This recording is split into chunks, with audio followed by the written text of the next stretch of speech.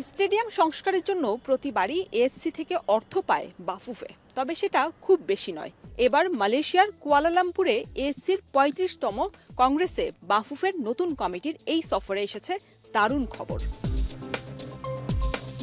প্রতিবার বরাদ্দকৃত অর্থ $৫ লাখ হলেও এবার ব্যতিক্রম। স্টেডিয়াম প্রজেক্টের আওতায় অর্থের পরিমাণ ৬৩% বাড়িয়ে বরাদ্দ দেওয়া হয়েছে $2.৫ মিলিয়ন। সংবাদ সম্মেলনে এই কথা জানান ফেডারেশনের সহসভাপতি ওয়াহিদ উদ্দিন চৌধুরী হ্যাপি। আমাদের স্টেডিয়ামগুলোর উন্নয়নের জন্য স্টেডিয়াম প্রজেক্টে 2.5 মিলিয়ন আমাদেরকে তারা স্যাংশন করেছে। সম্প্রতি হামজা চৌধুরীর অভিষেকে নতুন রূপে আবির্ভূত হয়েছে বাংলাদেশ ফুটবল দল।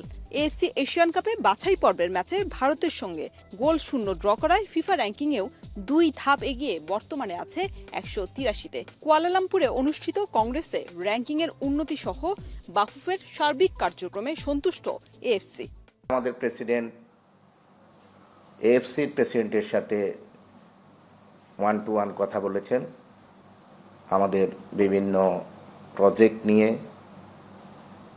এবং আমাদের খেলাধুলার উন্নয়নের, বিশেষ করে ফুটবলের একাডেমিক্যাল, রেফারি এবং প্লেয়ারদের উন্নয়নের জন্য কিছু প্রজেক্ট আমরা সেখানে দিব। উনি সে ব্যাপারে সম্মত হয়েছেন। এএফসির প্রেসিডেন্ট ছাড়াও জাপান, কাতার, সৌদি আরবের সঙ্গে বৈঠক করেছেন বাফুফের সভাপতি সহ বাকি প্রতিনিধিরা। এই আলোচনা ভবিষ্যতে ফুটবলের উন্নয়নেই কাজে আসবে বলে আশাবাদী বাফুফের সহসভাপতি। শরীফ রওশন, এখন ঢাকা।